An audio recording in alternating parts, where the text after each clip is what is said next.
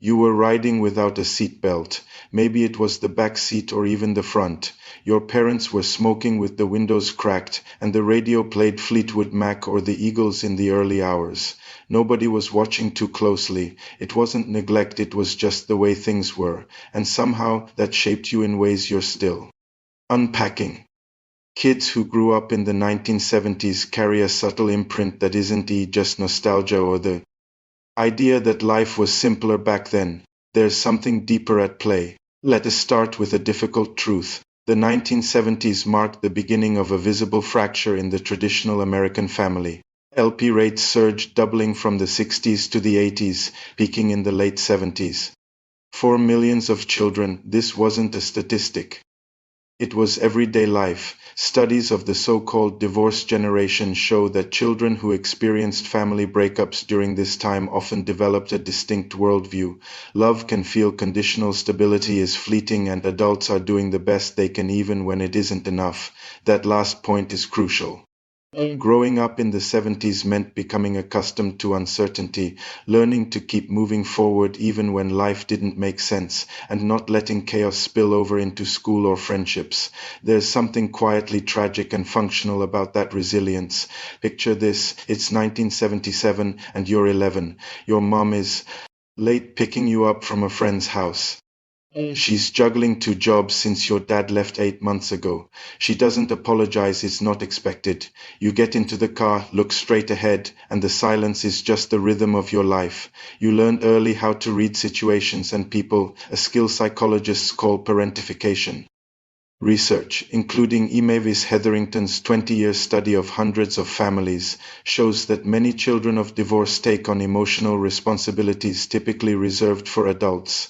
Outwardly, you seem mature beyond your years, but inside, you often felt alone. You grew capable fast, perhaps too fast. You learned to ask for less, to hold in your needs so as not to burden others.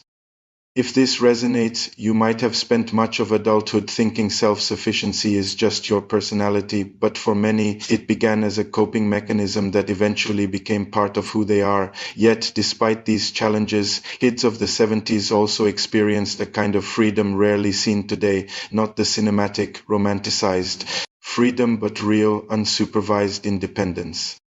You left home in the morning and returned when the streetlights came on, and nobody tracked you.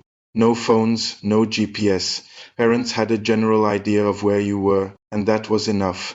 Developmental psychologists, including Peter Gray, emphasize the importance of unstructured, child-led play. 70 seconds children learned to negotiate conflicts, invent games, and figure out whom to trust all on their own.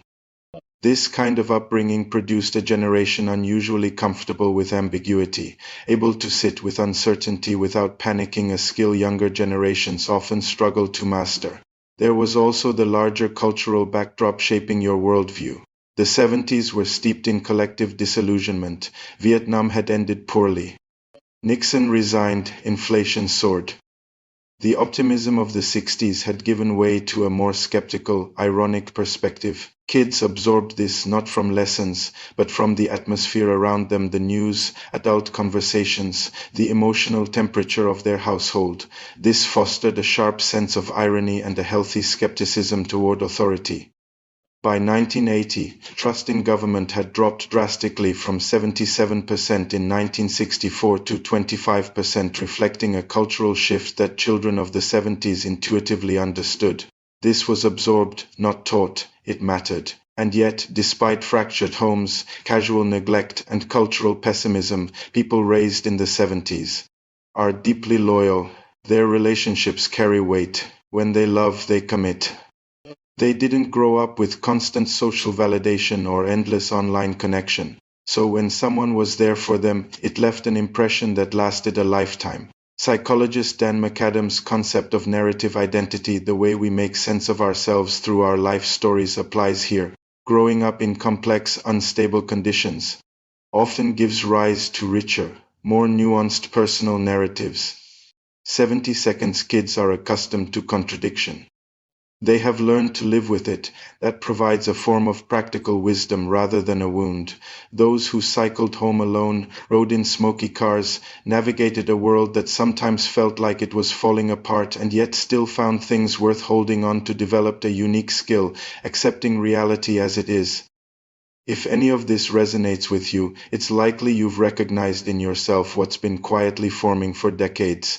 And while you're here, consider subscribing. You can also click the join button to support deeper explorations like this. Check out other psychology-focused videos on the screen. You might find them eye-opening.